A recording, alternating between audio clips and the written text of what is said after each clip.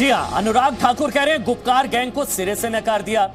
केंद्रीय मंत्री रविशंकर प्रसाद कह रहे हैं कि ये दरअसल अलगाववादियों के मुंह पर लोकतांत्रिक तमाचा। डिबेट शुरू करें, लेकिन 5 बजे एक बार हम आपको निचोड़ दिखा देते हैं। डीडीसी चुनावों का एक निचोड़ मैं आपको इसके जरिए आप समझ पाएंगे। देखिए, बहुत ध्यान से देखिएगा नंबर्स। बीजेपी को डीडीसी चुनावों में कुल वोट जो मिले हैं वो इस वक्त टॉप पर है, 4,87,364। 20 जिलों की 280 सीटों में Bharatiya Janata party single largest party number 1, और भारतीय जनता पार्टी को मिले हैं 4,87,364 वोट बीजेपी को। अगर हम नेशनल कॉन्फ्रेंस की बात करें तो मिले 2,82,514 वोट। अगर हम पीडीपी की बात करें, महबूबा मुफ्ती की बात करें तो 55,000 वोट, और अगर कांग्रेस की बात करें तो 1,39,000। तीनों के वोटों को अगर मिला दिया जाए तो कुल वोट होते हैं 4,77,685, और बीजेपी के वोट हैं 4,87,364। मतलब जितने वोट अकेले भारतीय जनता पार्टी को मिले हैं, उतने अगर तीनों के वोटों को भी मिला दिया जाए तो भी उतने वोट नहीं पहुंचते। शायद इसी वजह से केंद्रीय मंत्री, अच्छा महबूबा मुफ्ती प्रेस कॉन्फ्रेंस कर रही है, सीधे रुक करेंगे। से हल नहीं हो सकता है, मगर जो जम्मू कश्मीर के मजलूम लोगों की आवाज है, जो जम्मू कश्मीर के लोगों का 370 की वजह से जो यहाँ लोगों को दिन दहाड़े एक डाका डाला गया, उसकी आवाज मैंने उठाई है और आगे भी उठाते रहूंगी। तो मैं आपके माध्यम से, आपके जरिए से, जो इन्होंने एनआईए हो, ईडी हो, सीबीआई हो, उसको इन्होंने अपने हथियार बनाए हुए हैं। हालांकि they are very serious agencies, they are supposed to investigate very serious charges. आप इमेजिन नहीं करेंगे, ये लोग इतने गिर गए हैं कि मुफ्ती साहब के मकबरे को भी आप ये ऑडिट कर रहे हैं कि वहां जो मकबरा बना वो पैसा कहां से आया। एक इंसान जिसने इनके साथ हाथ मिलाया, एक बड़े मकसद की खातिर इन पे भरोसा किया, आज जबकि वो इस दुनिया में नहीं है तो उनके मकबरे, उनके जो मकबरा है वहां पर उस पर भी ऑडिट चल रहा है कि वो जो हमें इंफॉर्मेशन मिल रही है। तो मैं आपके माध्यम से दिल्ली में जो सरकार बैठी है, जो लोग भी बैठे हैं, ये जो अफरा तफरी फैला रहे हैं, ये जो हमारे जो मेरे भाई के दोस्त हैं, अगर किसी से लोन लिया हुआ है, मतलब कर्ज लेना भी हमारे लिए अब करप्शन बन गया, गुनाह बन गया है। मेरी कोई प्रॉपर्टी नहीं, मेरी बहन है, डॉक्टर है, she is a very highly qualified doctor, उसके हस्बैंड भी बहुत बड़े डॉक्टर हैं, वो हजारों डॉलर वहां टैक्स पे करते हैं। उसने यहाँ जमीन खरीदी हुई है, उसका मकान है, उसकी दिल्ली में भी प्रॉपर्टी है, तो उसके पीछे भी उसको भी कुरेदना शुरू कर दिया है। मेरी मम्मी का कहीं अकाउंट है, उसको कुरेदना शुरू कर दिया है। तो ये बीजेपी जो है, उनके पास कोई पॉलिटिकल दलील नहीं है। They are not fighting me politically. I want to tell them, मैं आपके मीडियम से I want to tell all the BJP leaders कि आपके पास इतनी बड़ी ताकत है, आपके पास इतने मेंबर पार्लियामेंट है, आपके पास सरकार है। अगर आपको फाइट करना है मुझसे तो पॉलिटिकली फाइट करो। Fight me politically, not through NIA, ED and CBI.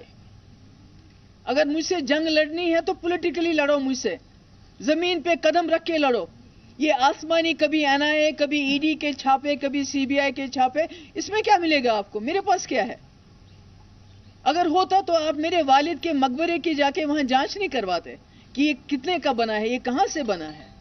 अगर मेरे पास कोई प्रॉपर्टी होती तो मेरा कहने का मतलब यह है कि चूंकि they have nothing to stick to me as far as corruption is concerned, so they have tried to connect me to terror funding, कि पता नहीं हमारे कोई मिलिटेंट्स के साथ ताल्लुकात हैं, फिर हम उनको पता नहीं शायद मदद करते थे। यस, जो मिलिटेंट की फैमिलीज थी, मुफ्ती साहब जब पहली बार चीफ मिनिस्टर बने, जो मिलिटेंट मारे गए थे, जो मर गए थे, जो जाँ बहक हुए थे, उनकी फैमिलीज को हम बाज़ाब्ता अकाउंट्स के जरिए, बैंक अकाउंट्स के जरिए हम उनकी मदद करते थे। ये मैं आज भी कहती हूं और ये कल भी मैं कहूंगी। पर ये दूसरी तरफ से हमको मिलिटेंट के साथ कनेक्ट करना, वहीद को टेरर। तो महबूबा मुफ्ती की तरफ से बड़े आरोप लगाए जा रहे हैं भारतीय जनता पार्टी पर। संबित पात्रा बीजेपी के राष्ट्रीय प्रवक्ता इस वक्त मेरे साथ लाइव जुड़ चुके हैं। मेरे साथ याना मीर चंदारी हैं, कश्मीरी एक्टिविस्ट हैं, वो मेरे साथ इस वक्त लाइव जुड़ चुकी हैं। माजिद हैदरी, कश्मीरी एक्टिविस्ट, और बशीर शेख, नेशनल कॉन्फ्रेंस के नेता, इस वक्त मेरे साथ लाइव जुड़ चुके हैं। आप सबका बहुत बहुत स्वागत। समित सवाल पूछूं लेकिन उससे पहले महबूबा मुफ्ती ने जो कहा उसी पर रिएक्शन दे दीजिए। कितना गिर गए हैं आप लोग? महबूबा मुफ्ती कह रही हैं कि कितना गिर गए हैं आप लोग। एनआईए, ईडी, सीबीआई वालिद के मकबरे की जांच करा रहे हैं, कितना गिर गए हैं आप लोग? देखिए अमन भाई, यही महबूबा मुफ्ती जी कल कह रही थी कि भारतीय जनता पार्टी इन इलेक्शंस को मैनिपुलेट कर रही है, इन इलेक्शंस को रिगिंग कर रही है और पीडीपी और गुपकर का जो एसोसिएशन है उसको हराना चाहती है। क्यों? गुपकर तो जीत गए, गुपकर को हमसे अधिक सीट आ गया, तो क्या हो गया? ये मैनिपुलेशन करने का जो चार्ज हम पे लग रहा था ये झूठा साबित हुआ ना।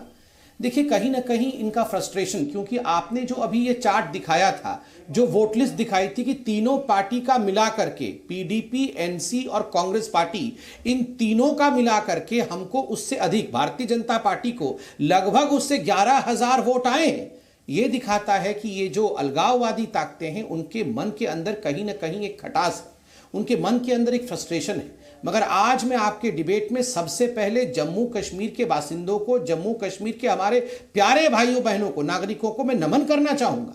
जिस प्रकार से 51% से अधिक लोगों ने बाहर निकलकर वोट किया, जिस प्रकार से लोकतंत्र के इस महापर्व में उन्होंने पार्टिसिपेट किया, उसे सेलिब्रेट किया और कल नतीजे आने के बाद भी सेलिब्रेट किया, यह अपने आप में लोकतंत्र के लिए बहुत बड़ी जीत है। और एक बड़ी बात मैं बता दूं, यह पहली बार जम्मू कश्मीर में होगा कि जो इलेक्टेड रिप्रेजेंटेटिव्स जम्मू कश्मीर के होंगे वो भारत के संविधान पे हाथ रख के शपथ लेंगे। जम्मू कश्मीर के संविधान पे नहीं, भारत के संविधान पे। यह पहली बार जम्मू कश्मीर के इतिहास में ये पहली बार होने वाला है। आप सोचिए ये हिंदुस्तान के संविधान की कितनी बड़ी जीत। नहीं, संविधान की जीत, लोकतंत्र की जीत, तिरंगे की जीत, लेकिन आपने कहा गुपकार की भी जीत। लेकिन राम माधव ने कहा गुपकार की हार, रविशंकर प्रसाद ने कहा अलगाववादियों पर तमाचा। गुपकार की जीत, अलगाववादियों पर तमाचा कैसे हुआ फिर? देखिए अमन भाई, जहां तक गुपकार की जीत है, आप याद करिए मैंने इस कंटेक्स्ट में कहा कि यही पीडीपी की अध्यक्षा महबूबा मुफ्ती जी 2 दिन पहले कह रही थी हमें तो कोई सीट आएगा ही नहीं क्योंकि सारा कुछ मैनिपुलेट कर दिया गया है, सारा कुछ रिग्ड कर दिया गया है। अब लो, अब तो आपको सीटें आई हैं और अगर आपका गुपकार अलायंस देखी जाए तो हमसे अधिक सीटें आई हैं। हाँ, ये अलग बात है कि Bharatiya Janata party single largest party के रूप में सबसे अधिक वोट लेकर वैली में भी खाता खोल करके, तमाचा कैसे हुआ? देखिए तमाचा यूं हुआ कि नंबर 1, आप याद करिए अक्टूबर के महीने में इसी महबूबा मुफ्ती जी ने प्रेस कॉन्फ्रेंस किया था। प्रेस कॉन्फ्रेंस करके कहा था कि जब तक आर्टिकल 370 फिर से बहाल नहीं होगा मैं तिरंगे के नीचे कोई भी इलेक्शन नहीं लड़ूंगी, मैं तिरंगे को हाथ भी नहीं लगाऊंगी क्योंकि तिरंगा जो है वो जम्मू कश्मीर के झंडे से छोटा है। आज तिरंगे के नीचे चुनाव भी लड़ना पड़ा। आज तिरंगे के नीचे खड़े होकर उनके भी जो नुमाइंदे हैं भारत के संविधान पर हाथ लेके शपथ लेंगे, तो ये कितना बड़ा, आप सोचिए कितनी बड़ी जीत है भारतीय जनता पार्टी की, सरकार की, भारत की आवाम की, जम्मू कश्मीर की जनता की ये जीत है। दूसरी बात, आप याद करिए यही नेशनल कॉन्फ्रेंस ने कहा था हम आर्टिकल 370 को चीन की मदद से बहाल करेंगे, हम चाइना से हेल्प लेंगे और आवश्यकता पड़े तो चीन की सरकार बना देंगे। आज भारत के संविधान पे हाथ रखकर एनसी के तमाम जो नुमाइंदे हैं वो शपथ लेंगे। ये तमाचा किसका है? ये जीत किसका है? आप खुद बताइए। और तीसरी बड़ी बात, अलगाववादी ताकतें आज से पहले जितने भी चुनाव होते थे उसमें एक कॉल दिया करते थे, बॉयकॉट कॉल, कि इस चुनाव में भाग न ले। कहां गई वो सब ताकतें? ठीक है, आप कह रहे हैं कि ये कोई बॉयकॉट कॉल नहीं, दरअसल 51% से अधिक लोगों ने भाग लिया। मैं आपकी बात समझ गया। आपका कहने का अभिप्राय यह है कि चीन भक्तों को तमाचा पड़ा है और तिरंगा विरोधियों को तमाचा पड़ा है।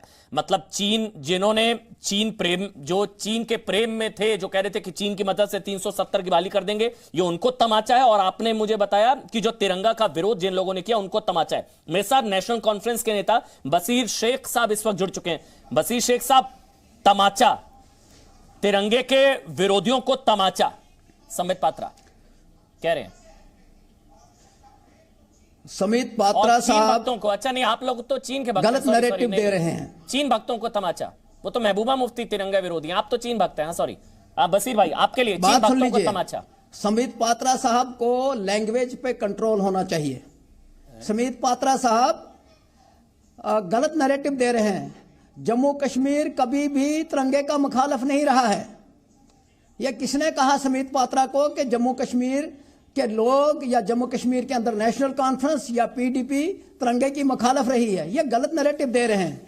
और दूसरा, समित पात्रा साहब और आप भी जो कह रहे हैं कि जनाब ये जो अलायंस है, अलायंस को तमाचा है, तो मैं ये समझता हूं कि अलायंस पार्टनर्स ने बीजेपी को तमाचा मारा है। अब आपको इस अंदाज से देख लीजिए, कश्मीर के अंदर नेशनल कॉन्फ्रेंस और पीडीपी अलायंस जितने भी पार्टनर्स इकट्ठे हुए हैं उनको मेजॉरिटी मिली है, और जम्मू के अंदर भी नेशनल कॉन्फ्रेंस को सूटेबल पोजीशन मिली है। इसलिए जो इलेक्शन होते हैं इनको जो ये दिखा रहे हैं ना कि ये वोट इतना उनका है उतना इनका है, ये एक एक वोट के ऊपर एनालिसिस करें, ये गलत बात कह रहे हैं और लोगों को गलत सुना रहे हैं और इनको अपनी लैंग्वेज पे एक मिनट नेशनल पहले सुन लीजिए।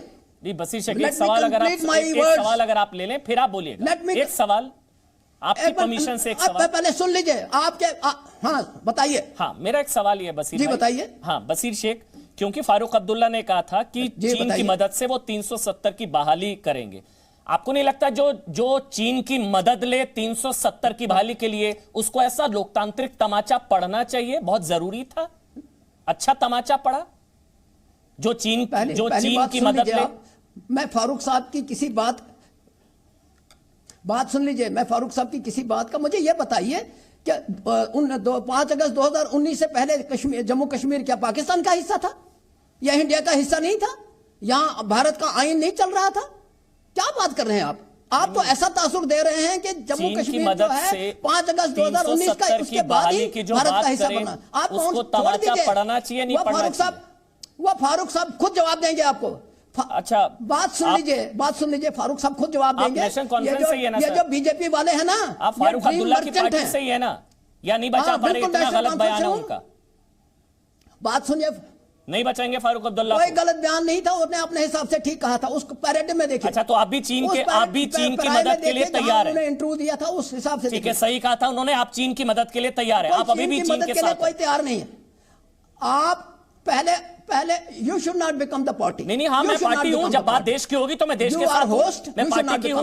नहीं सर, एक मिनट सुनिए ना, चीन की मदद लेने वाला बयान सही था गलत? देश सिर्फ आपकी वजह, चीन की मदद, देश सिर्फ आपकी वजह से नहीं है, सिर्फ चीन की मदद, सिर्फ समुद्र पार्टनर ही नहीं है जहां चीन की मदद लेने वाला बयान सही था गलत? हम उससे ज्यादा देशभक्त हैं। We are more. बशीर भाई, आप देशभक्त हैं, आप फारूक के साथ नहीं, आप देशभक्त हैं। आप फारूक अब्दुल्ला के बयान का बचाव नहीं कर रहे हैं। बिल्कुल, मैं आपको सैल्यूट करता हूं।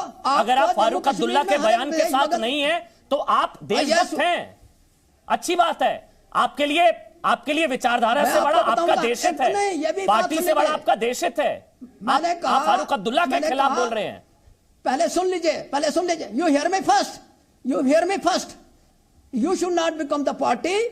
मैं आपको बता रहा हूं कि गुपकार अलायंस के जो लोग हैं, जो कल तक चीफ मिनिस्टर थे, कल तक वो वहां क्या नाम है हुकूमत चला रहे थे, वो सारे आज पाकिस्तानी हो गए, वो इंटरनेशनल हो गए। ये क्या बात कर रहे हैं? उन्होंने संविधान का हलफ नहीं उठाया था, इंडियन पार्लियामेंट ये जो कॉन्स्टिट्यूशन का हलफ नहीं उठाया था। इसका मतलब है कि 5 अगस्त 19 बाद इंडिया बन गया। कमाल है। आप तो ये तासुर दे रहे हैं कि 5 अगस्त के बाद ही इंडिया बना है। पाकिस्तान को भूल जाइए ना, मैंने तो पाकिस्तान का जिक्र ही नहीं किया, मैंने चीन का जिक्र किया। इंटरनेशनल हो गए। चलिए, नहीं किसने कहा आपको? आप फारूक अब्दुल्ला के विरोध में है तो आप इंटरनेशनल नहीं है। ये चीन का नहीं है। संबित पात्रा जवाब दे रहे हैं, अब आपको सुन लीजिए।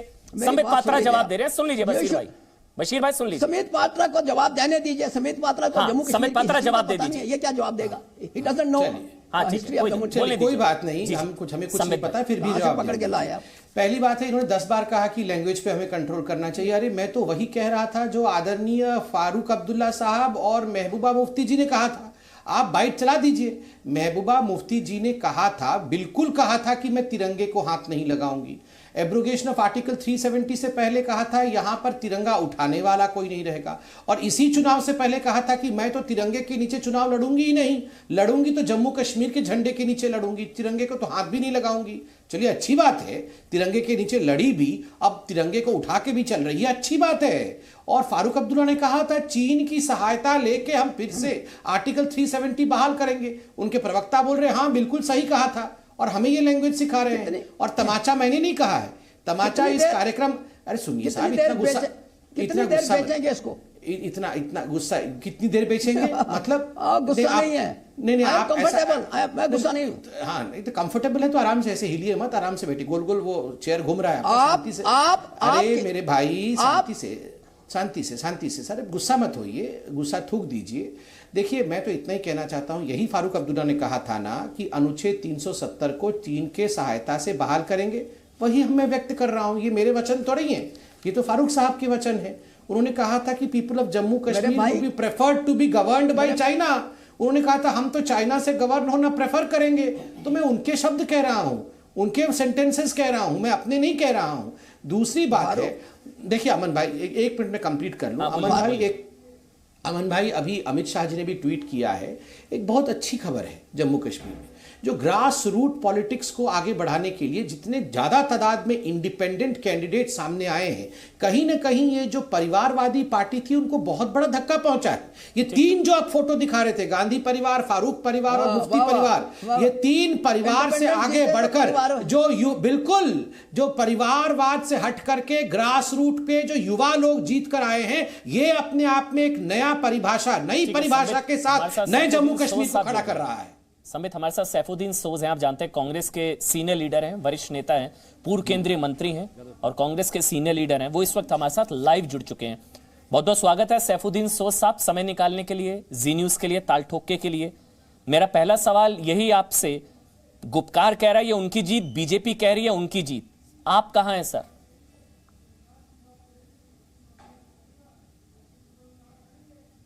ठीक है, मेरे ख्याल से फोन डिस्कनेक्ट हो गया, फिर से उनको कनेक्ट करने की कोशिश करेंगे। एक कमेंट याना आपका, याना मीरचंदानी, आपको भी लगता है कि अलगाववादियों के मुंह पर तमाचा है जनादेश? याना मीरचंदानी जी, इन्होंने अब ये कह रहे हैं, अब ये अपने आप को अलगाववाद मानने से इनकार कर रहे हैं। ये कह रहे हैं कब तक बेचेंगे आप यही लाइन। मैं इनको एक ही चीज पूछना चाहती हूँ, आप कब तक लूटना चाहते थे देश को, और कितनी लंबी, और कब तक लूटना चाहते थे? वो कितने scams, hawala scam, Jammu Kashmir cricket association scam, Roshni act scam, 370 के आड़ में आप और कितना लूटना चाहते थे देश को? बस इतना बता दीजिए, कितना लूटना चाहते थे? अभी भी आपका पेट नहीं भरा। अभी अगर लोकल कैंडिडेट्स उतर रहे हैं डीडीसी इलेक्शन में, लोगों को अपनी बुनियादी जो मसाइल हैं वो सॉल्व करना है, डीडीसी इसमें भी आप लोग 370 को बीच में ला रहे हैं। 370 का डीडीसी इलेक्शन से कोई लेना देना ही नहीं है, पहली बात तो ये है। और दूसरा जो ये कह रहे हैं अलगाववादियों को स्लैब, ये सिर्फ अलगाववादियों को नहीं, ये करप्ट लोगों के लिए भी स्लैब है, जो करप्शन फैला के बैठे थे ना कश्मीर में, उनके लिए एक बहुत बड़ा स्लैब है। लेकिन मैं दूसरी तरफ ये भी कह दूं कि बीजेपी यस बाय सेल्फ सबसे ज्यादा जो वोट्स इनको मिले हैं, इस तरह का जो इन्होंने अमेजिंग परफॉर्मेंस किया है, इन्होंने कई चीजें अच्छी की है, कई चीजें बुरी की हैं। इसमें कश्मीर में बुरी ये चीजें की है कि 370 को हटाने के बाद इन्होंने ठीक से लोगों तक ये इंफॉर्मेशन नहीं स्प्रेड की कि 370 का हटना क्यों जरूरी था, उनके लिए किस तरह से वो नुकसान करवा रहा था, किस तरह से ये पार्टीज उनको लूट रही थी। जो सेंटिमेंटल सियासत ये लोग खेल रहे थे इतने सालों से, उन सेंटिमेंट्स को काउंटर करने के लिए बीजेपी कामयाब नहीं रही। इसलिए आज भी जब लोगों को पता है कि ये जो लोग हैं, जो पार्टीज उनको लूट रहे हैं इतने सालों से, जो स्कैम्स कर रहे हैं, स्कैम पे स्कैम कर रहे हैं, जो जुल्म कर रहे हैं, उनको ही आप कह रहे हैं 370 का कोई लेना देना नहीं है चुनावों से। आप कह रहे हैं डीडीसी चुनावों का 370 पर ये मैंडेट नहीं है। ठीक है, ये जनादेश 370 पर रेफरेंडम ना माना जाए। मेरे साथ माजिद हैदरी है, कश्मीरी एक्टिविस्ट है, उसके बाद समित में आपके पास आऊंगा। एक कमेंट माजिद हैदरी का। माजिद हैदरी, चीन मतलब चीन प्रेमियों को जवाब, तिरंगे का विरोध महबूबा को भारी पड़ा और चीन भक्ति नेशनल कॉन्फ्रेंस को। माजिद हैदरी देखिए अमन भाई, आज खुशी का दिन है, तो खुशी के दिन हम अच्छी अच्छी बातों से शुरू करेंगे। देखिए माननीय प्रधानमंत्री का जो एक ड्रीम था नया कश्मीर का, उसमें सबसे अच्छी नींव ये रखी गई है कि जम्मू कश्मीर में 70 वर्षों में पहली मर्तबा फ्री एंड फेयर इलेक्शन हुए हैं, इंसिडेंट फ्री इलेक्शन हुए हैं। और आज अगर जीत हुई है जम्मू कश्मीर के अवाम की, तो माननीय प्रधानमंत्री की ईमानदारी से हुई है। भाजपा इलेक्शन हार गई लेकिन डेमोक्रेसी की जीत हुई। अगर आज भाजपा ने इलेक्शन हारा है लेकिन लोगों का दिल जीता है।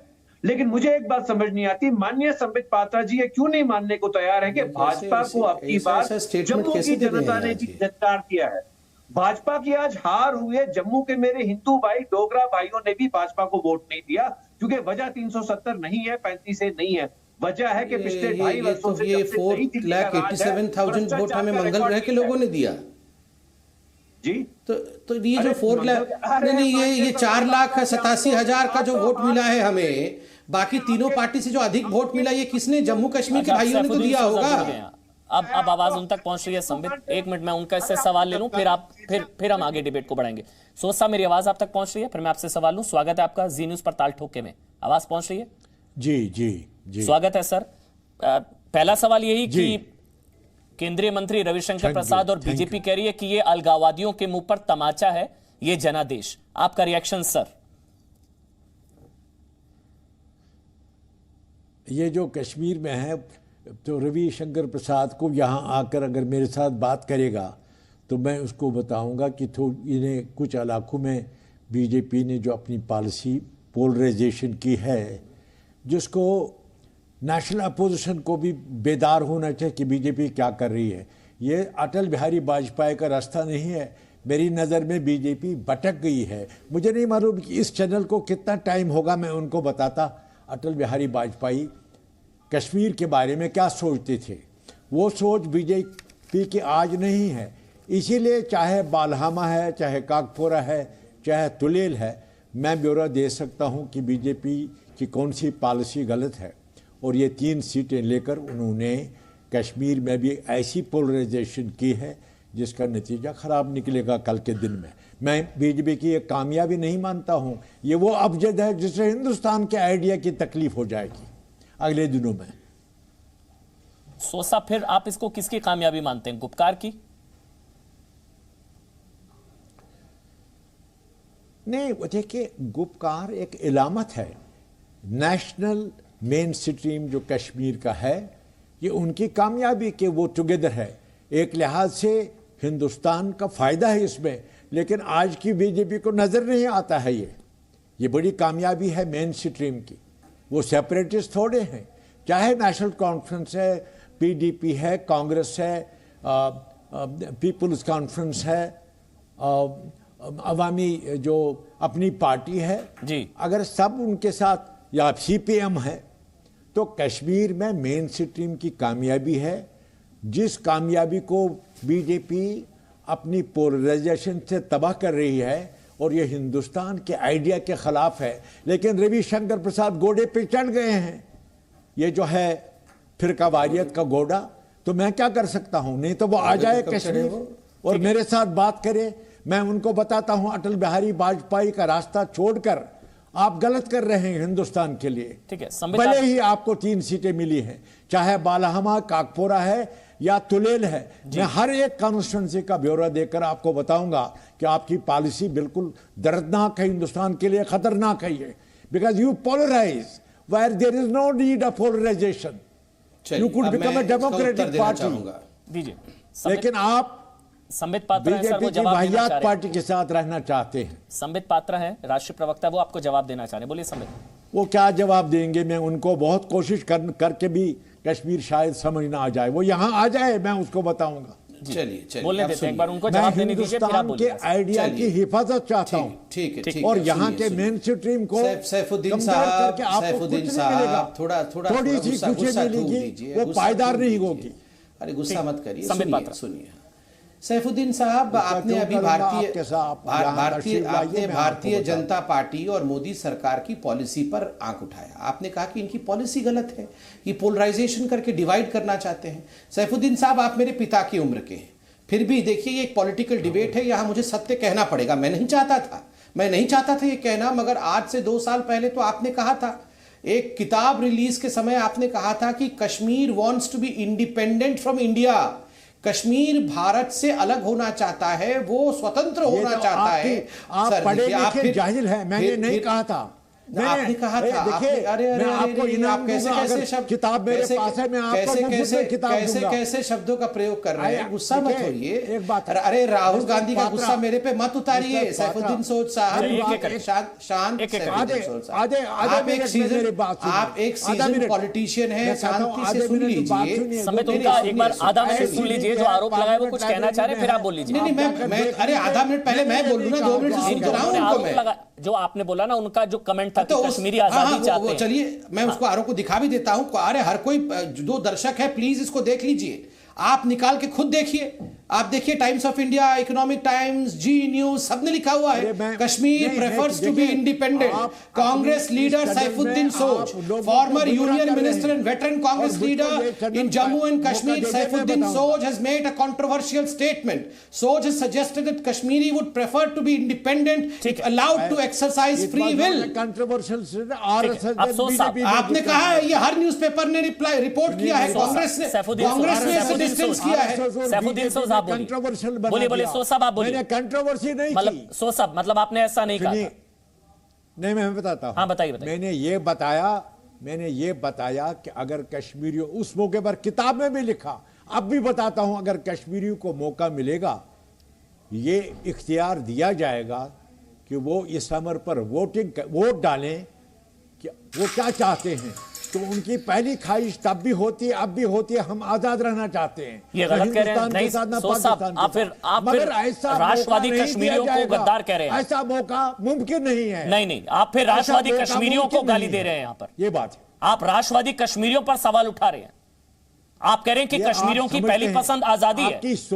आपकी सोच टेढ़ी है। नहीं, ये तो टेढ़ी नहीं है, हमारी सोच टेढ़ी नहीं है। सैफुद्दीन सोज कश्मीरियों की पहली पसंद हमारी आजादी सोच है। बिल्कुल सीधी है और वो हिंदुस्तान की सोच है। हमारी सोच बिल्कुल टेढ़ी नहीं है। और सैफुद्दीन सोज साहब, मैं आपसे लड़ना नहीं चाहता हूं, आप उम्र में बड़े हैं, मैं आपका सम्मान भी करता हूं, मगर सच्चाई को रखना हमारा कर्तव्य है। देखिए सैफुद्दीन सोज साहब, ये आपके बयान को, मगर सैफुद्दीन साहब 2 मिनट आप सुन लीजिए। चॉइस नहीं मिलेगा। नहीं, क्यों मिलेगा? ये महाराष्ट्र में ये चॉइस मिल रहा है क्या? ये उड़ीसा में ये चॉइस है क्या? तो कश्मीर में ये चॉइस क्यों होगा? वो क्यों वोट करेंगे कि उनको फ्री रहना है या वो? अरे एक्सेशन हुआ है, इंस्ट्रूमेंट ऑफ एक्सेशन है कि आप हिंदुस्तान के हिस्सा हैं। आप कांग्रेस के इतने बड़े नेता होते हुए आप कह रही है अगर ये चॉइस मिलेगा तो वो स्वतंत्र होना चाहेंगे। Who said you that? किसने आपको कहा? आप पूरे कश्मीर की जमात को रिप्रेजेंट करते हैं, आपको ये खुशफहमी है ना? आप अपने खुशफहमी से बाहर आइए साहब। ये जो 51.76% लोगों ने वोट किया है ना, एक second doctor mister Soz, you have to listen to others. आपको दूसरों को सुनना चाहिए। मैं दूंगा सोज साहब, आपको भी पूरा समय दूंगा। एक सेकंड सोज साहब, आप दूसरे को सुनिए। सोज साहब, ये 51.76% लोगों ने इस बार डीडीसी के चुनाव में अपने मत को कास्ट किया है, अपने वोटिंग राइट को एक्सरसाइज किया है। वो कश्मीर को भारत से अलग करने के लिए नहीं, अपने डिस्ट्रिक्ट में जिला परिषद बनाने के लिए उन्होंने वोट किया है, डेवलपमेंट के लिए वोट किया है, कश्मीर से अलग होने के लिए नहीं किया है। एक मिनट मुझे क्लैरिफिकेशन चाहिए, क्योंकि मेरे शो में कहा जा रहा है। सैफुद्दीन सोज साहब, आपने कहा, सैफुद्दीन सोज साहब, एक सवाल है मेरा। सैफुद्दीन सोज साहब, आपने मेरे शो में कहा कि कश्मीरी उनकी पहली पसंद, अगर उनको मौका दिया गया, चॉइस दी गई, तो वो आजादी चाहेंगे। ये आपको किसने कहा? या आप उसमें शामिल हैं और ये आपको किसने कहा? ये 2 सवाल है मेरे। नहीं, सुनिए मेरी बात। हाँ जी। इसका एक आप मेरी बात सुनिए। आप मुझे जब आप सवाल करते हैं जवाब दीजिए जी। बोलिए ना। वो एक कंटेक्स्ट है, वो चॉइस नहीं मिलेगी। बात ये है कि महाराजा हरी सिंह ने इलाहा किया है, लेकिन जब तक यहाँ की पॉपुलर जमात शेख मोहम्मद अब्दुल्ला की सदारत में उस इलाहा का समर्थन नहीं करती, इलाहा कच्चा होता। आपका क्या ख्याल है? महाराजा हरी सिंह के एक कश्मीरियों की पहली पसंद आजादी, आप उसमें शामिल हैं? उन कश्मीरियों में अब्दुल्ला की सरकर्दगी में हुआ, उसी को आप कमजोर करने निकले हैं। सोज साहब, कश्मीरियों की पहली पसंद आजादी आपने कहा, क्या आप भी उनमें शामिल हैं? आज के ने आप, वो एक कंटेक्स्ट है सर। किसी भी कंटेक्स्ट में आप कश्मीरियों को ऐसे कैसे कह सकते हैं? महाराजा हरी सिंह ने कश्मीरी आजादी चाहते हैं। मैं एक सवाल पूछना चाहूंगा, सोच साहब से। जवाब बोलने दीजिए उनको। जवाब नहीं सुनेंगे आप? हाँ बोलिए सोच साहब, बोलिए, फिर समय आप जवाब दे दीजिएगा। बोलिए सोच साहब, बोलिए। किया, लेकिन मैं बताता हूं, महाराजा हरी सिंह ने इल्हाक किया, मगर क्या ख्याल है आपको उसके 2 लाइनें लिखने से इल्हाक होता? जब तक इमोशनली लोग इन्वॉल्व नहीं होते। इसीलिए शेख मोहम्मद अब्दुल्ला ने समर्थन करके यहां के लोगों की तर्जुमानी की। उसी रिश्ते को बीजेपी आज जड़ें खोल रही है। आप कश्मीर मेन स्ट्रीम को कमजोर करके हिंदुस्तान की जमहूरियत को नुकसान पहुंचाने निकले हैं बीजेपी की। आपकी अब मुझे मौका इसलिए आपको आज मुझे मौका दिया जाए के साथ। संबित पात्रा, आप बोलिए। देखिए यहां पर ये एक सेकंड जरा, अब आदरणीय सोच साहब को मुझे सुनना चाहिए। सोच साहब देश को नुकसान पहुंचेगा। ठीक है, बोलने दीजिए। संबित देखिए, आज ये जो डिबेट है बहुत ही बताइए। ऐतिहासिक डिबेट, बहुत ही ऐतिहासिक डिबेट हो रहा है, क्योंकि मैं कोई साधारण व्यक्ति से डिबेट नहीं कर रहा हूं। कांग्रेस के एक बहुत जाने माने और कश्मीर के एक वेल नोन लीडर के साथ डिबेट कर रहा हूं, और आप ही के डिबेट के दौरान उन्होंने कहा है कि ऐसा भी कंटेक्स्ट है कि अगर तर्जुमानी अर्थात रेफरेंडम करने का मौका कश्मीर के लोगों को दिया जाए तो कश्मीर के लोग इंडिपेंडेंट होना, स्वतंत्र होना पसंद करेंगे। चलिए सोच साहब, मैं आपसे पूछता हूं, अगर ये तर्जुमानी रेफरेंडम करने का मौका आपको दिया जाए, बतौर सैफुद्दीन सोज वो क्या करेंगे? सैफुद्दीन सोज स्वतंत्र होना चाहते हैं या सैफुद्दीन सोज इंडिया के साथ रहना चाहते हैं? मैंने पूछा वो में शामिल है या नहीं है? मैं जानना चाहता हूं। मैंने पूछा उनसे, सोच साहब आपको अगर विकल्प दिया जाता है तो आप क्या चुनेंगे? नहीं, मैं सोच साहब से जानना चाहता हूं। जवाब सोच साहब, आप इसका जवाब देने दीजिए। सुनिए, जवाब हाँ, देने जवाब दीजिए। मैं सोच साहब। जवाब देता हूं। मैं जवाब आपके सवाल का जवाब ये है, महाराजा हरि सिंह ने जो इल्हाक किया वो तब तक पक्का नहीं था जब तक इमोशनल एलिमेंट शामिल हो गया। जम्मू कश्मीर के लोगों ने शेख मोहम्मद अब्दुल्ला की सरबराही में उसको हिमायत की। आपका क्या ख्याल था मुस्लिम मेजॉरिटी को महाराजा हरि सिंह के सोच साहब आपको मौका दिया गया तो आप क्या चुनेंगे? ये अब मुझे आपको मौका दिया गया तो आप क्या चुनेंगे? नहीं, उसी रिश्ते को आरएसएस और बीजेपी ने कमजोर कर दिया है। सोच साहब आपको विकल्प दिया गया तो आप क्या चुनेंगे? पहुंचा रही है। आपको विकल्प दिया गया तो आप क्या चुनेंगे? आजाद होना या भारत के साथ रहना? यहाँ की नेशनल मेन सिटी। सोच साहब आपको मौका दिया गया, आप क्या चुनेंगे? आजाद होना या सरकार के साथ रहना, भारत के साथ रहना? कमजोर करके हम उस हिंदुस्तान के साथ हिस्सा बन गए थे जो महात्मा गांधी का हिंदुस्तान था, जवाहरलाल नेहरू का था। नहीं सोच साहब एक मिनट, नहीं सोच साहब ये बहुत जरूरी है। समित पात्रा आप बोलिएगा एक मिनट, ये सवाल बहुत जरूरी है। आज बीजेपी यहाँ के मेन सिटी सोच साहब आपको विकल्प दिया गया चुनने का तो आप आजाद होना चाहेंगे या भारत के साथ रहना चाहेंगे? मेन सिटी के साथ लड़ रहे हैं। सोच साहब आपको विकल्प दिया गया, आजाद होना चाहेंगे, भारत के साथ रहना चाहेंगे? सवाल नहीं छोड़ूंगा। जिसके साथ हमने इलाक किया था महात्मा गांधी के भारत, जवाहरलाल नेहरू के भारत, सरदार पटेल के भारत, अटल बिहारी वाजपेयी के भारत के साथ हम वाबस्ता रहना चाहते हैं। और मोदी के भारत रिश्ते को आरएसएस बीजेपी फिलहाल मौजूदा भारत। अब जरा आप मुझे जरा मौका दिया जाए प्लीज। मौजूदा भारत आज एक सेकंड अमन भाई अब मुझे जरा मौका दिया जाए। मौजूदा भारत के साथ रहेंगे नहीं रहेंगे? आपकी जिम्मेदारी अगर आपको ऑप्शन दिया गया, समित में आपको पूरा टाइम दूंगा, समित में आपको पूरा टाइम दूंगा। सोच साहब आपको विकल्प दिया गया, आजाद होंगे या भारत के साथ रहेंगे? बस ये मेरा सवाल है, आपको विकल्प दिया गया, आजाद होंगे या भारत के साथ रहेंगे? मैंने बताया आदर्श और उसूल अगर बीजेपी अपनाएगी, सेंट्रल हुकूमत जो है वो मेन सिटी को यहां लड़ रही है, तो हम किस हिंदुस्तान के साथ दिलजमी से, इत्मीनान से रहेंगे? और क्या बिहारी वाजपेयी के हिंदुस्तान के साथ रहना चाहते हैं? नहीं मेरे को अब मुझे आपको मालूम है उसी रिश्ते को आप कमजोर कर रहे हैं। ठीक है, समित बोलिए। आज आपकी लड़ाई मेन अब सुनिए इसको ध्यान से सुनिए। ये भारत के साथ रिश्ता कंडीशन अप्लाई वाला है। मानते हैं। नहीं सुनिए, ये कंडीशन अप्लाई वाला रिश्ता है भारत के साथ। अब जरा मुझे बोलने दिया जाए अमन भाई, बहुत महत्वपूर्ण विषय है। देखिए, जब आपने सैफुद्दीन सोज साहब से आपने और मैंने बार बार पूछा कि आपको अगर ये मौका दिया जाएगा तो आप किसके साथ रहेंगे, उन्होंने एक सीधा जवाब नहीं दिया। उन्होंने कहा राजा हरि सिंह ने जो इल्हाक किया था, अर्थात जो एग्रीमेंट किया था, वो तो 2 लाइन के एग्रीमेंट थे, वो तो 2 लाइन का एग्रीमेंट था। एक सेकंड बाबूजी सुन लीजिए, सोच साहब कृपया करके सुनिए। लड़ता यहाँ के सोच साहब प्लीज कृपया करके सुन लीजिए, मैं आपके बीच में नहीं बोल रहा था, मैं रिक्वेस्ट करूंगा अमन जी मुझे बोलने दिया जाए। देखिए, इन्होंने कहा कि हरि सिंह जी के 2 लाइन लिखने से कोई हिस्सा भारत का नहीं हो जाता है जब तक इमोशनल बॉन्ड या इमोशनल अटैचमेंट हिंदुस्तान के साथ नहीं होगा। मैं सोच साहब से पूछता हूं, सोच साहब इसमें बहुत कुछ सोचने की आवश्यकता नहीं है। आज सैफुद्दीन सोज टुडे, एज ऑफ टुडे 23 दिसंबर 2020 को सोच साहब हिंदुस्तान के साथ इमोशनली कनेक्टेड हैं या नहीं है? Are you emotionally connected to India or you are emotionally divorced from India?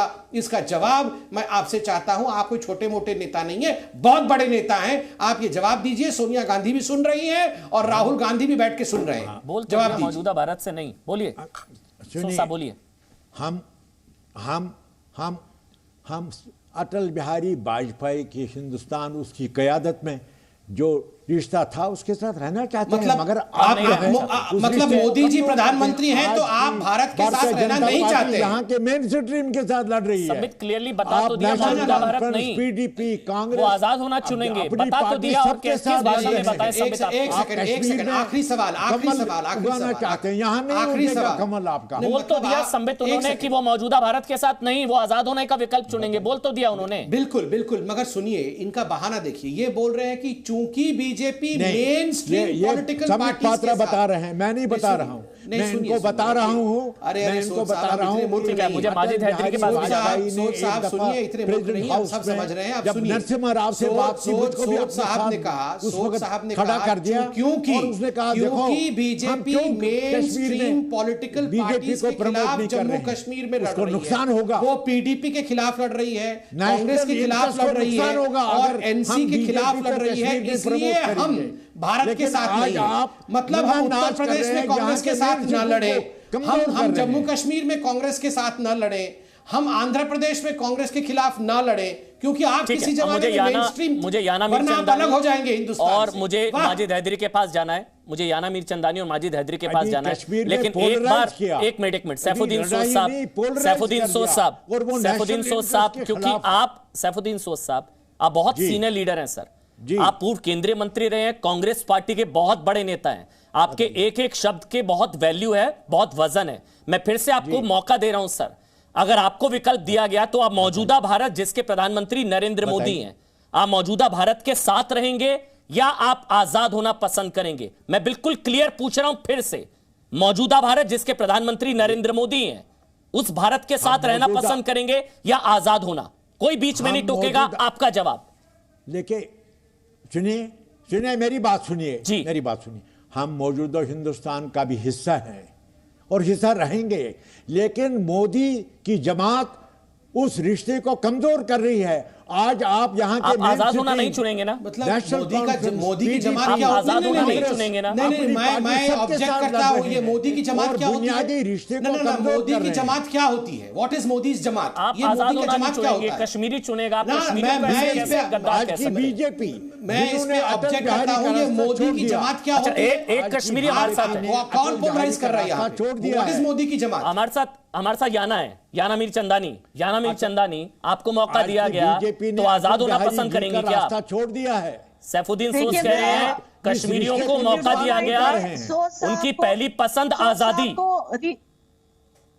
जी, मैं सोच साहब को रिफ्रेश करना चाहूंगी, शायद वो ये कहने चाह रहे हैं, मैं उनके वर्ड्स में वर्ड्स ढूंढ रही, शायद वो ये कहना चाह रहे हैं हम भारत के साथ रहना चाहेंगे अगर हमें अपील किया जाए 370 की आड़ में हमको हिंदुस्तान को लूटने दिया जाए, मेन स्ट्रीम पार्टीज को, और हमारे बीच में कोई और नहीं आए, हमारे साथ कोई और चुनाव ना लड़े, सिर्फ हमें ही लड़ने दिया जाए। हम कौन, कांग्रेस या फिर पीडीपी या एनसी, बस हम तीनों के बीच में और कोई पार्टी बाहर से नहीं आए, कोई नया मैनिफेस्टो लेके नहीं आए, हमें अपील करे 370 के आड़ में हमें लूटने दे देश को, तब हम भारत के साथ रहेंगे।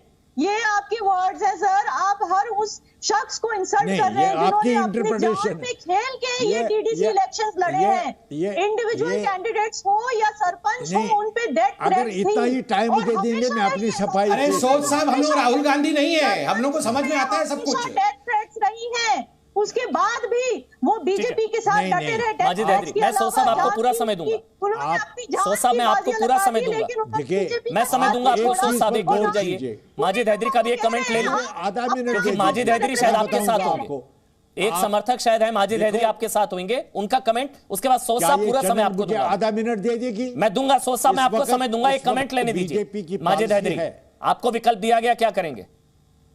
जी देखिए, मैं भारतीय हूँ, कोई सरकार जो सत्ता हो ना हो, मुझे सत्ता से बराबरी हो ना हो, मैं तो भारतीय था, हूँ और रहूंगा। लेकिन संबित पात्रा जी ने आज ऐसे कॉर्नर कर दिया, सोच साहब को नई किताब लिखनी पड़ेगी, सोच साहब को एक नई किताब लिखनी पड़ेगी। जो जी टीवी पे संबित पात्रा जी और अमन जी के साथ बात हुई, अब मैं अपनी किताब नए से लिखूंगा। सोच साहब, आपने क्या किया आज? आपको किताब की बात ही क्यों करनी थी इस डिबेट पे? आपने सबों के लिए प्रॉब्लम कर दीजिए। ये लोग संबित पात्रा जी, आप समझते नहीं है कौन है ये, उस बात का पतंगड़ बना देंगे। आज ये की संबित पात्रा जी बड़े चतुर इंसान बात का हैं। बतंगड़ आप आपस में ही भारत से अलग होना चाहते हैं, ये बात का बतंगड़ बना रहे हैं। आज बीजेपी की चलिए, क़यादत जो सैफुद्दीन है सैफुद्दीन वो सोज, अब बोलिए आप सैफुद्दीन सोज, कश्मीर के बोलिए। मेन स्ट्रीम के खिलाफ लड़ रही बोलिए है। सैफुद्दीन सोज। नेशनल कॉन्फ्रेंस, पीडीपी, अपनी पार्टी कांग्रेस, सबके साथ आप लड़ रहे हैं। आप मेन किसके स्ट्रीम साथ है के सर? आप तो ना लड़ने 3 मिनट से- दे रहे हैं, हैं। आप कहाँ हैं? आप अरे अमन भाई लड़ रहे हैं तो ऐसे बोल रहे हैं जैसे हम लोग कुश्ती के मैदान में लड़ रहे हैं, डेमोक्रेटिक इलेक्शन हो रहा है। सोज साहब, नहीं होगा। सोच हम साहब। पीडीपी और एनसी के खिलाफ कॉन्टेस्ट ना कर करें। रहे हैं। नहीं क्यों कॉन्टेस्ट ना करें क्या? नहीं आप क्या चाहते हैं? आपकी डेमोक्रेसी में पॉलिसी कॉन्टेस्ट ना हो नेशनल और अगर इंटरेस्ट के भारतीय खिलाफ जनता है। पार्टी चुनाव लड़े तो आप जाके आप- स्वतंत्र हो जाएंगे, आप इंडिपेंडेंट हो जाए। अरे सोच साहब, हम लोग राहुल गांधी नहीं, हम लोग को समझ है की अरे पॉलिसी राहुल उलट जा रहे हैं। देखिए सोच साहब, गलती से आपने हम आपको लोगों को बता राहुल गांधी सकता हूं, सोच रखा है अटल बिहारी कि हम लोग वाजपेयी कुछ की समझ नहीं पा रहे पॉलिसी हैं। क्या थी? अरे हम सब समझ रहे हैं आप क्या बोल रहे हैं यहाँ पर। आप हिंदुस्तान से आजादी चाहते हैं। नहीं अब उस पे नहीं, अब हो गया ना, उस पे नहीं, मैं इलेक्शंस पे रहूंगा, मैं डीडीसी पे डिबेट करूंगा। मैं डीडीसी पे नेशनल रहूंगा। कॉन्फ्रेंस, सोच साहब, पीडीपी, सोच साहब, कांग्रेस, अपनी सोच साहब, पार्टी सबके खिलाफ लड़ रहे हैं जो सोच मेन साहब, स्ट्रीम है। सोच क्यों नहीं साहब, लड़ेंगे? क्या सोच साहब, एक क्यों नहीं सीधा लड़ेंगे? सवाल पूछ रहा हूँ। नेशनल कॉन्फ्रेंस और पीडीपी क्या है जो उनके खिलाफ हम चुनाव नहीं लड़ेंगे? क्या मतलब क्या सवाल मजाक? पूछते हैं? मेरी अरे बात तो आप सुनते यहाँ नहीं पर हैं। आप सबसे उम्र दराज है मगर बातें ऐसे बच्चों की चलिए ठीक तरह है आप ना, कर हो गया रहे हो गया। हैं समित समित एक कि मिनट, चुनाव- समित नहीं, डीडीसी पे रहेंगे। नहीं, नहीं नहीं, समित एक एक मिनट, आपको सेकंड, बोलने का सर, मौका दूंगा। एक मिनट एक रुकिए, अमन समित एक भाई मिनट रुकिए सुनिए, ना, समित एक मिनट रुकिए, मैं आपको मौका दूंगा। अमन एक भाई मिनट, एक सेकंड, सोच साहब, एक मेरा सेकंड सवाल की आपसे बात ये है, क्योंकि आपने गुपकार से आप लोग आपस में अलग बात हुए, करोगे या कांग्रेस मेरी बात पार्टी भी गुपकार सुनोगे? से अलग हुई 2 चरणों की सीट शेयरिंग के बाद। मेरा सवाल यह है कि क्या अगर डीडीसी में गुपकार को जरूरत पड़ी कांग्रेस के समर्थन की, डीडीसी बनाने के लिए 20 जिलों में, क्या कांग्रेस गुपकार का साथ देगी, हाँ या ना? जो भी अफवाह तो आई है कि दे रहे हैं वो साथ, ऑलरेडी ज्वाइन करने की बात भी हो रही है। सेकुलर संगठन, वो गुपकार अलायंस भी है, वो सेकुलर संगठन है। कांग्रेस हर सेकुलर संगठन को सपोर्ट करेगी। कांग्रेस गुपकार को सपोर्ट करेगी। मैं चला सकता हूं सर ये हेडलाइन? आप कह रहे हैं कांग्रेस गुपकार को सपोर्ट करेगी डीडीसी बनाने के लिए। नहीं सुनिए, मैं ये कहता हूं गुपकार संगठन अल्टीमेटली सेकुलर संगठन है। ठीक है, जो भी सेकुलर संगठन होगा कांग्रेस उसको सपोर्ट करेगी। और डीडीसी बनाने के लिए जरूरत हुई कि हर सुबह शाम में कहूंगा गुपकार अलायंस का मतलब है यहाँ का मेन सिटी, मेन सिटी को सपोर्ट होगा। ठीक है, क्या ड्रामा कर रहे हैं बताता हूं जरा। अमन भाई मुझे 10 डीडीसी सेकंड को सपोर्ट करेंगे, अमन गुपकार भाई को सपोर्ट करेंगे डीडीसी बनाने के लिए। ठीक है, समय जल्दी से 30 सेकंड मुझे वाइंड अप करना है। देखिए अमन भाई, आज के डिबेट ने हमारी आंखें खोल दी। यहाँ बैठे सबसे सीनियर लीडर कहते हैं कि मुझे अभी तक कोई इमोशनल कनेक्ट मोदी के हिंदुस्तान से नहीं हुआ है। हाँ, अगर पुराना हिंदुस्तान मुझे दे दोगे जिसमें भारतीय जनता पार्टी कश्मीर में चुनाव ही नहीं लड़ती थी तब ठीक है, वरना मैं स्वतंत्र होना चाहूंगा। अरे सोच साहब, आपको जाते जाते 10 सेकंड माफी के लिए देता हूँ। आप 10 सेकंड में माफी मांग लीजिए। आपने देखिए आप, अरे सोच साहब, हिंदुस्तान का अन्न खाते हैं आप और आप यहाँ से आजाद होना चाहते हैं। आप बताइए, आप अभी भी बता दीजिए, आप हिंदुस्तान के साथ रहना चाहते हैं या नहीं रहना चाहते? संबित और क्या आप जबरदस्ती हिंदुस्तान में रखेंगे क्या उनको? बता तो दिया उन्होंने कि नहीं भैया, ऑप्शन दिया जाएगा तो आजादी ऑप्शन है, कश्मीरी की पहली पसंद आजादी। ये कहकर उन्होंने न सिर्फ कश्मीरियों का अपमान किया बल्कि खुद कश्मीरियों को लेकर जो उन्होंने कहा वो अपनी बात भी कर रहे हैं। वो तो कह दिया ना, कंटेक्स्ट क्या होता है सर? क्या कॉन्टेक्स्ट क्या होता है? कश्मीरी राष्ट्रवादी कश्मीरी है सर। कश्मीरियों को गाली थोड़ी ना ऐसा देख सकते हैं कि उनको ऑप्शन दिया तो वो आजादी ले लेंगे, ऐसा नहीं है सर। शुक्रिया सैफुद्दीन सोज, संबित पात्रा, माजिद हैदरी, जाना मीर चंदानी और एनसी से भी नेशनल कॉन्फ्रेंस से जो मेहमान थे उनका भी बहुत बहुत शुक्रिया। जाते जाते इन्हीं तस्वीरों के साथ आपको छोड़े जा रहे हैं, क्योंकि जीत किसी की भी हो, जीता लोकतंत्र है। कश्मीर में लोकतंत्र जिंदाबाद। Presenting B News app, available on Google Play and App Store. Download it now.